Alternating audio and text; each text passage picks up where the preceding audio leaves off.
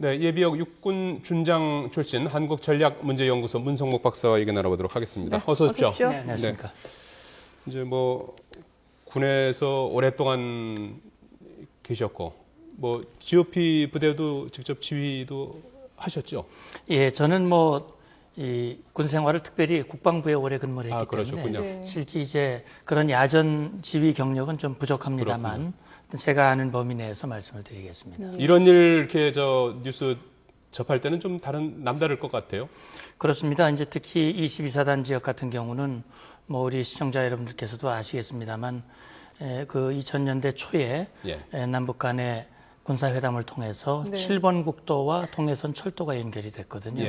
그래서 22사단 그 경계 그 지역 안에 금강 통문을 통해서 과거에 금강산 관광객들이 많이 다니던 곳이고 제가 그 군사회담에 이제 수석 대표를 했기 때문에 그 철도도로를 연결하는 직접 현장에도 여러 번 가봤고 지금 명팔이라든지 그쪽 지형에 대해서는 익숙한 편입니다. 근데 사실 이번 사고가 우발적인 게 아니라 미리 치밀하게 계획된 범행이다. 이런 얘기들이 지금 계속해서 나오고 있지 않습니까? 물론 이제 정확한 거는 그 임병장을 통해서 직접 확인을 해야 될 부분입니다만은 어떻게 보십니까?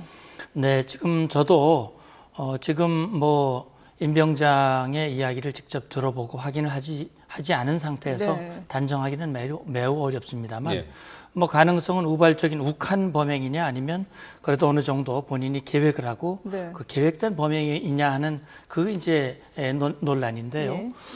제가 볼 때는 몇 가지 요인을 유추해 봤을 때 계획적일 가능성이 더 높지 않겠느냐 하는 것인데 그 첫 대표적인 것이 이제 계급이 병장이라고 하는 점이죠. 그러니까 과거에 있었던 총기 사건들에 보면 대부분 그 낮은 계급, 일병이나 이런 낮은 계급에서 어떤 그 고참병의 어떤 억압 그런 것들을 분출하는 과정에서 이제 그런 사고들이 있었는데 이 임병장의 경우에는 이제 전역이 90일도 남지 않은 이제 말년 9월에 전역하는 병장이었기 때문에 대체로 병장들은 이제 마지막에 여러 가지 행동가지를 조심을 하거든요. 이제 무사히 전역을 하기 위해서 그런 차원에서 봤을 때 고참이라고 하는 점, 그다음에 주말 토요일 저녁 시간 비교적 이 지휘 관심이라든지 통제가 다소 느슨해질 수 있다고 하는 점, 그리고 대개 보면 이제 그런 그 끔찍한 범행을 저지르면 대체 그 자리에서 자결을 한다든지 또는 체포가 된다든지 우왕좌왕하면서 그러나 이 임병장은 도주를 했고 지금까지 40여 시간 동안 대치를 하면서 지금까지도 지금 이런 상황이 이어지고 있단 말이죠. 교전도 있었고 그런 여러 가지 정황들로 봤을 때 이 임병장이 뭔가 어떤 요인에 의해서 본인이 이런 그 범행들을 계획했고 그것을 행동에 옮겼을 가능성이 좀 더 많지 않겠나 저는 그렇게 생각이 됩니다. 그래서 나오는 것이 이제 기수열애, 해병대 기수열애. 이 기수열애라는 게 어떤 겁니까? 기수열애는 저는 해병 근무를 안 했습니다만 해병이라고 하는 것은 기수라고 하는 것이 굉장히 중요시된다고 해요. 그러니까 동기로서의 그 유대감, 또 동기로서의 예우. 그것은 동기로서 예우를 받는다고 하는 것은 후배 기수로부터 선배 기수에 대한 대접을 받는다고 하는 것이거든요. 그런 차원에서 봤을 때 기수에서 열애된다고 하는 것은 왕따가 된다는 얘기인데 그것은 결국 후배로부터도 인정을 받지 못하는 그렇게 되면 그것이 굉장히 정신적으로 압박이 되고 특히 GOP 같은 경우는 상당히 그 제한된 공간에서 밤과 낮을 바꿔가면서 근무를 해야 되고 사실 후방 지역 같이 자신을 개발하고 뭔가 스트레스를 풀 수 있는 여건이 매우 제한이 된단 말이죠.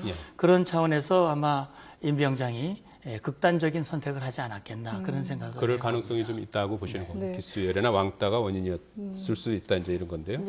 그와 더불어서 이제 이 임병장이 관심병사였다라는 이 사실도 이제 다시 주목을 받고 있는데 사실 앞서서 저희 취재 기자도 그렇고 다른 전문가 분께서도 관심병사이기 때문에 이번 사건이 일어난 것은 아닐 것이다라고 말씀은 하셨지만 그래도 조금 더 뭔가 좀 주의 깊게 지켜봐야 될 부분은 있는 거 아니겠습니까? 아마 이제 임병장이 투항을 하든지 아니면 생포를 하든지 그렇게 해서 나중에 이제 전반적인 조사를 해보면 아마 전말이 확인될 수 있겠습니다만 이 임병장이 관심병사였다고 하는 것 그래서 A급 병사에서 이제 B급 병사가 돼서 GOP에 투입이 됐고 네. 또 부분대장이라고 하는 직함도 받았고 예.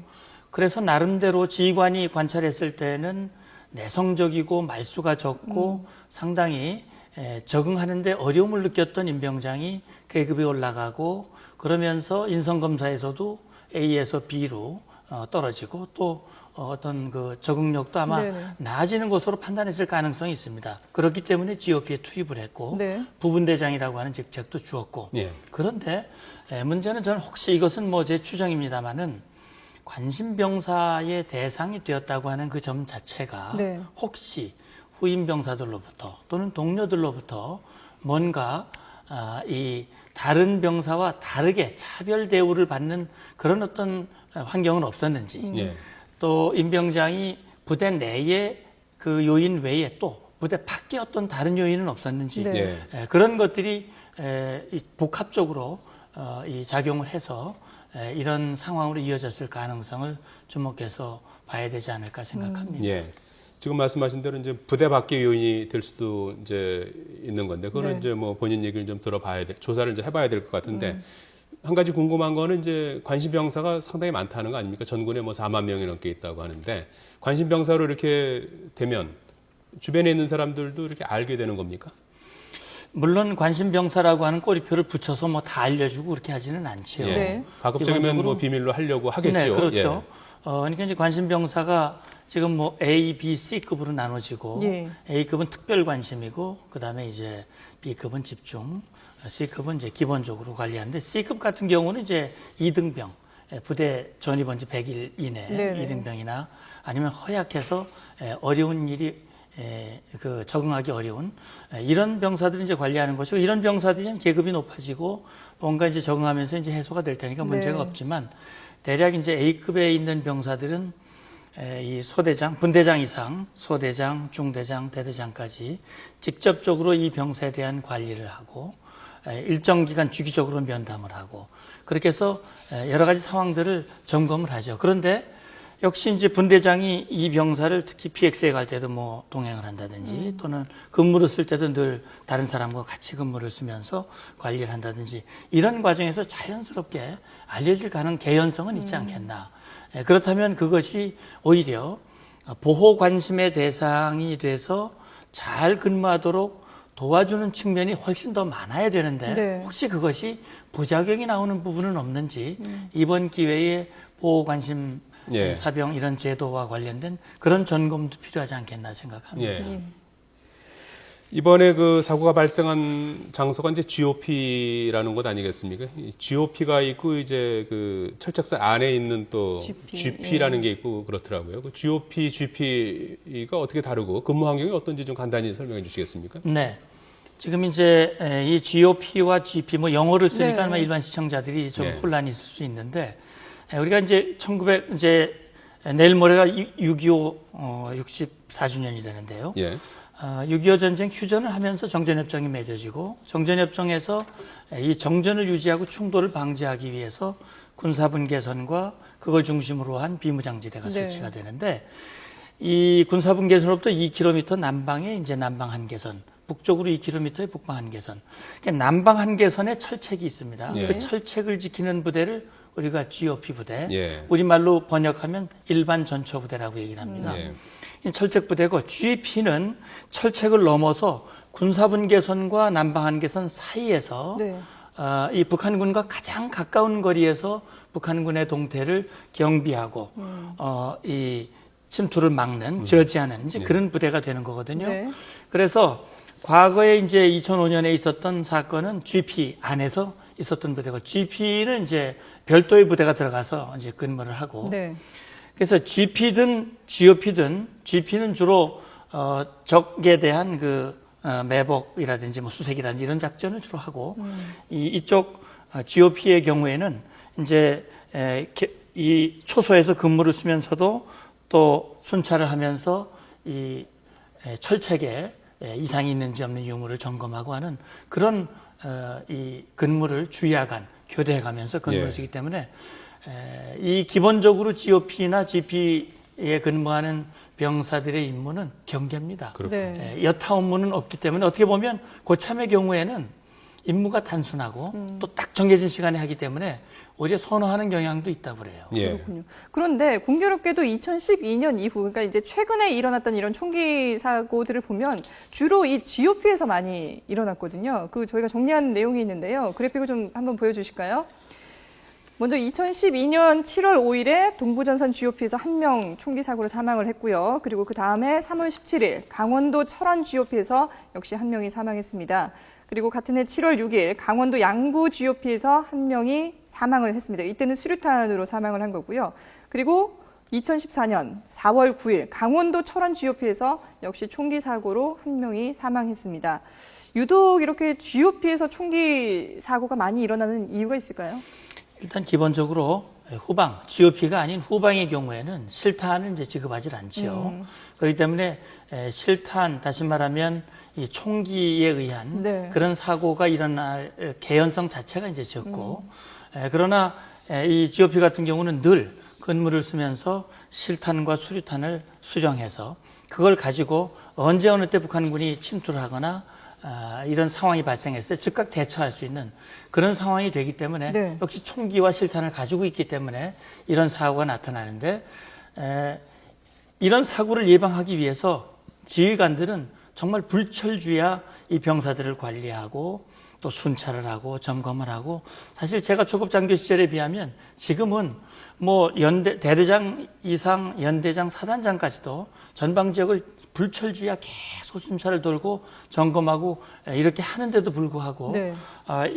이런 사고들이 계속 일어나고 있다는 점, 이런 점에 대해서 특히 이번 사건을 계기로 해서 뭔가 또 그동안 미비한 점이 무엇인지를 발견하고 시정하는 그런 계기가 됐으면 좋겠습니다. 예. 앞서서 관심사병 언급을 좀 하셨는데 말이죠. 임병장이 이제 당초에 이제 A급 관심사병에서 B급으로 이렇게 조정이 됐고, A급 같은 경우에는 이제 GOP 근무를 이제 못하도록 네. 돼 있다는 거 아니겠습니까?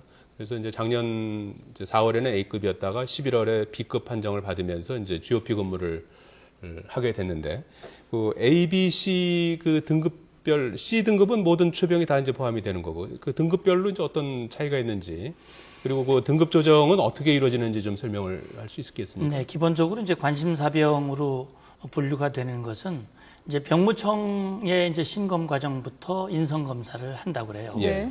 그런 인성 검사를 병무청에서 하고 또 신병 교육대 와서 신병 훈련을 받으면서 훈련소나 또는 신병 교육대에서 그런 점검을 하고, 자대에 또 배치를 받으면 또 그런 검사를 과정을 통해서 이 병사에 문제가 없는지 네. 정신적으로 이런 문제가 없는지 이런 것들을 이제 점검을 하게 되는데, 결국 A급이라고 하는 것은 자살이라든지 사고의 가능성이 높은 그런 병사는 이제 A급 병사로 이제 관리를 하고요. 네. B급은 그것보다는 그 가능성은 좀 적지만 역시 그 부대에 적응하는 데 상당히 어려움이 있다고 판단되는 인원들, 네. 이런 민원들은 이제 B급으로 관리를 하는데, A와 B급의 관리는 역시 인성 검사를 통해서 그 나오는 결과를 가지고 이제 그 A급이었다가 이제 B급으로 조정을 하는데, 임병장의 경우에도 처음에는 A급으로 나왔지만 작년 초에 했을 때, 작년 가을에 왔을 때, 또 금년 봄에도 계속 B급으로 나왔기 때문에 지휘관 판단으로 인성 검사의 결과와 아마 제가 확인한 건 아닙니다만은 부대 적응하는 이 어떤 상황, 이런 것들을 기준으로 해서 등급 조정을 하고 그 등급 조정된 기준에 의해서 GOP에 투입을 한 것이 아닌가 하는 생각이 들고, 네. 결국 이런 그 관심 사병이지만 GOP에 투입할 수밖에 없는 것은 역시 GOP의 그 열악한 그 인력 사정이라고 생각이 됩니다. 네. 특히 22사단 같은 경우는 여타 GOP 사단에 비해서 이 경계하는 경면이 굉장히 넓고, 네. 그런데다가 이제 최근에 북한의 그 도발 위협이 높아지면서 이 근무의 피로감이 높아지고, 네. 그렇기 때문에 할 수 있으면 병사들을 잘 관리해서 최대한 그 근무 인력을 확보하는 것이 지휘관으로서는 아마 임무일 거예요. 예. 그런 차원에서 임병장도 투입하게 되지 않았을까 하는 그런 추정을 해봅니다. 지금 말씀하신 것처럼 뭐 이제 경계에 서야 될 면적이 굉장히 많다고 하셨는데 22사단이 그동안에 크고 작은 총기 사고가 끊이질 않고 있어요. 그래서 22사단은 뭐 사단장의 무덤이다 이제 이런 얘기도 나오고 이번 사건을 계기로 또 22사단이 어떤 식으로 이게 뭐 변화를 하든지 이렇게 해야 될 것 같기도 한데 말이죠. 특별히 22사단이 이렇게 사고가 빈번한 이유는 어떻게 설명할 수 있겠습니까? 예, 그 정확한 원인을 여기서 뭐 단정 지을 수는 없겠습니다만 네. 22사단이 다른 사단에 비해서 무슨 총기 사고가 훨씬 많이 났다. 이것은 아마 이 통계를 통해서 검증이 돼야 될 것 같고요. 예. 다만 최근 2, 3년 사이에 22사단에서 우리 민간인이 월북한 사건이 예, 2009년 10월이었죠. 예. 그 다음에 이제 북한군이 그 철책을 뚫고 들어와서 노크 기순이라고 네네. 하는 소위 2012년에 그런 상황이 발생한 것은 네. 역시 말씀드렸듯이 22사단의 그 경계 범위가 이 태백산맥줄기를 포함해서 이 해안까지 포함한 광정면을 경계를 하는데 그 경계의 범위에 비해서 병력은 다른 부대에 비해서 그렇게 많지 않거든요. 네. 그러다 보니까 아무래도 이 경계의 피로감이 누적될 가능성이 있고 또 한 가지 특징은 뭐냐면 아까 말씀드렸듯이 이 동해안에 이 설악산과 금강산을 잇는 관광 코스를 같이 포함하고 있습니다. 그런 것 특히 아마도 앞서 말씀드렸듯이 남북 간에 관광객들이 오가고 물자들이 오가고 하는 그런 과정들은 혹시나 이런 병사들의 어떤 그 정신적인 문제에 부정적인 요인이 될 가능성도 물론 있습니다. 그런 차원에서 22사단의 이런 그 지휘관들이 부임이 되면 그런 부분들을 아마 집중적으로 관리하고 특히 제가 알고 있는 지휘관들만 해도 사실 굉장히 우수한 지휘관들이 부임이 돼가지고 네. 불의의 사고를 당해서 참 원치 않은 결과를 당한 그런 분들이 있거든요. 네. 그런 차원에서 22사단이 구조적인 문제와 또 여러 가지 상황들을 이번 기회를 통해서 뭔가 대책을 강구하는 그런 기회가 됐으면 좋겠다는 생각을 해봅니다. 예. 임병장이 지금 모레밤 8시, 모레가 아니고 그제, 그제밤 8시 15분에 이제 사건을 일으키고 이제 도주해서 지금 뭐 40시간 이상 이렇게 좀 다니고 있지 않습니까? 뭐 오늘은 이제 물과 이제 빵도 이제 주고 이제 했습니다만은 뭐 이틀 가까이 지금 산악 지역을 이제 뭐 헤집고 다녔는데 말이죠. 어제 오후부터는 이제 군과 이제 대치하고 있는 그런 상황인데 이렇게 그리고 소초에서 이제 지금 7km 지점이라는 거 아니겠습니까? 그렇죠. 그 거리를 이제 이동을 한 건데 그 지역이 전부 뭐 지뢰반 아닙니까? 이게 가능한 겁니까? 그래서 아마도 우리 그 22사 이 수색 요원들이 예. 즉각 체포하기 어려웠던 점도 아마 임병장이 도로를 이용한 것이 아니라 그 미확인 지대를 거쳐서 이동을 해왔기 때문에 그런 거리를 아마 이동해 오지 않았겠나 하는 생각이 듭니다. 예. 그래서 지금 봤을 때는 지금 현재 대치하고 있는 지역이 이제 7km 떨어진 곳이고 명파리와 그 민통선 안에 있는 그 부락 네. 주변 야산이라고 제가 알고 있는데 그래서 지금 임병장이 그런 그 도주를 할 수 있었던 것도 비영장이기 때문에 아마 그 지역을 비교적 이 초인병에 네네. 비해서는 비교적 익숙하고 그런 차원에서 아마 그런 과정이었고 처음부터 그렇게 했다기보다는 아마도 처음에는 남쪽으로 이동하려고 했지만은 아마 우리 차단선 때문에 오히려 북쪽으로 그 이동했을 가능성도 배제할 수 없다. 아마 그건 나중에 확인해 보면 나오지 않겠나 생각합니다. 지금 진돗개 하나를 22사단 지역에 이제 발령하지 않았습니까? 8시 15분에 이제 사고를 치고 그리고 이제 임병장은 이제 부대를 이제 무장 탈영한 거 아니겠습니까? 그러고서 2시간이 지났 이후에 진돗개 하나가 발령이 됐어요. 그리고 10시가 넘어서 이제 발령이 됐으면 벌써 2시간이면은 상당히 뭐 평지 같으면은 뭐 충분히 걸어서도 뭐 10km 가까이 이동할 수 있는 시간이고 산악 지역이니까 그보다는 이제 덜 움직였겠지만 상당히 이제 할 수 있는 다시 말해서 진돗개 그 발령하고 이런 경계 활동에 들어가는 시간이 조금 늦은 게 아니냐는 지적도 나오고 있어요. 예, 그렇습니다. 그런 이제 비판의 목소리가 있는 건 사실입니다. 아마 이 부대에서 초동 대처는 이 임병장이 혹시 월북하지 않겠는가라고 하는 점, 또 혹시 남쪽으로 도주할 가능성 그런 것들을 놓고 부대의 비상을 걸고 전 인원을 투입을 해서 GOP 이 월북을 차단을 하고 일단 아마 진돗개 발령을 2시간 후에 한 것은 예. 적어도 부대 자력으로 임병장을 체포할 수 있을 것이다라고 하는 그런 판단에 따라서 아마 그렇게 했을 거라고 생각이 되고 2시간 안에 체포가 되지 않자 인근에 있는 명팔이라든지 네. 민간인 그에게 추가 피해를 줄 가능성을 우려해서 네. 신도끼 하나를 발령하지 않았겠나 하는 생각이 드는데 그 2시간이라고 하는 시간 그 안에 이루어진 군의 조치들이 정말 적절한 것이었는가 하는 것들은 아마도 앞으로 이 전반적으로 지금 이제 중앙조사단이 구성이 돼가지고 조사를 하고 있으니까 네. 추후에 밝혀지지 않겠나 하는 생각이 듭니다. 예. 그리고 이 뭐 교대 시간이었다고는 하지만 사실 그 GOP는 실탄을 가지고 있기 때문에 바로 무기를 반납해야 되지 않습니까? 근무가 끝나고 나면.